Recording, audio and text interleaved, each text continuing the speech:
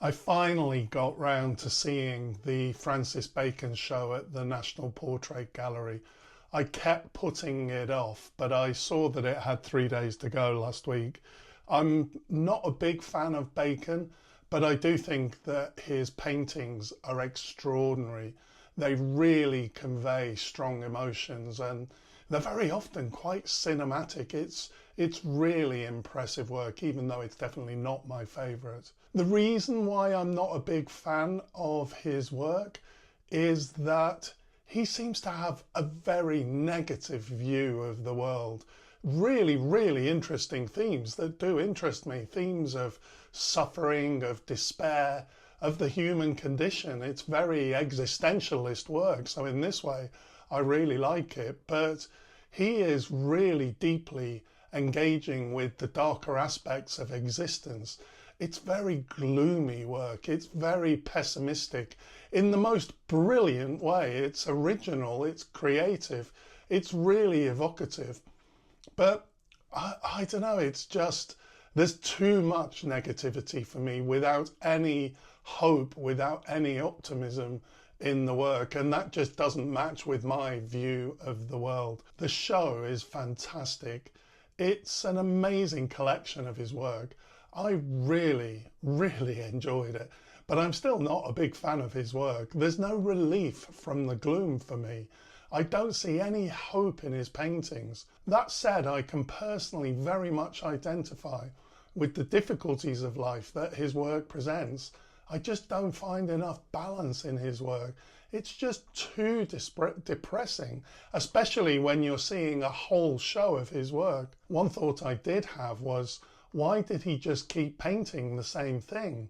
This existential angst that clearly he had, he basically just kept painting the same things all the time. This issue arose for me in the big Picasso show at the Tate Modern in 2018. One example of his cubist nude work is fantastic, but when you see room after room of it, you just start to feel that it's really obsessive and perhaps even slightly odd. And I felt this a little bit with Bacon. Look, I don't want to be too negative about his work. I do think he's an amazing artist. It's just that it's not completely to my taste. But some of these works did really stand out for me. One of the first was Study for a Portrait. This is like a Cronenberg horror film. I initially saw a man at a desk disintegrating. The mouth tells us that he's in great pain. The downward lines merge into the disintegration of the head. The blue in the foreground looks like something coming out of his body. Is it blood? It looks like he's sitting in an office chair, so the blue could be ink. This was my first impression, that he's sitting at a desk. But actually, after a while of looking at it, I realised he's actually sitting in a cube. The perspective confused me at first. Initially, I saw him sitting at a desk with the corner in the distance in his lap. But then I saw that he's actually inside a cube with the corner pointing towards us. This is so intriguing. I looked at this painting for a long time. This painting is so cinematic for me. It's like a whole scene from a Cronenberg movie. The second work which jumped out to me was Head 6.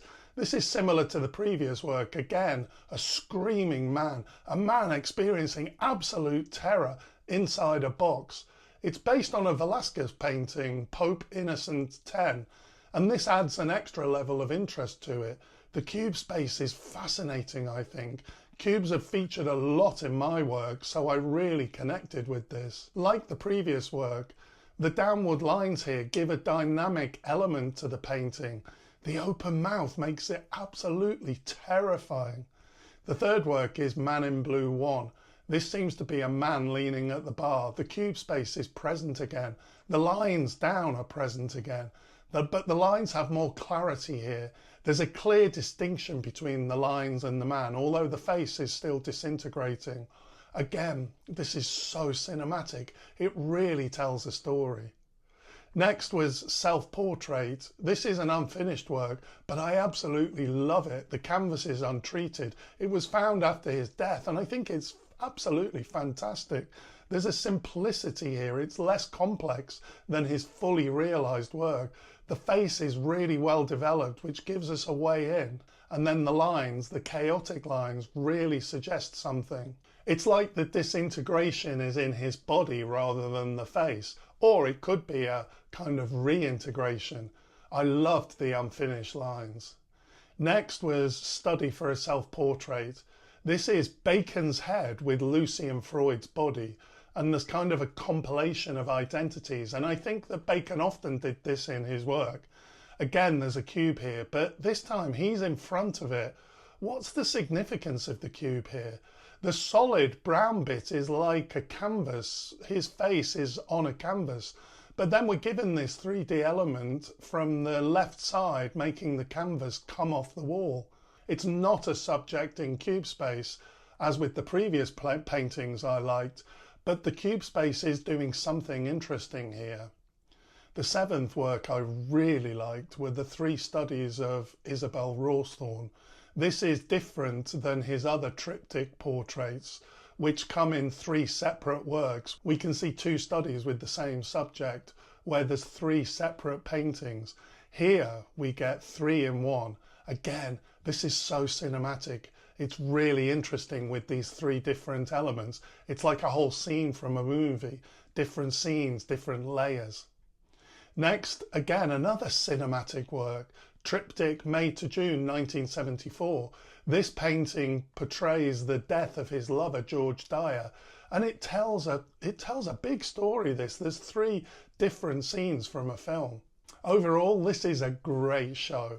I'm really glad that I caught it before it finished.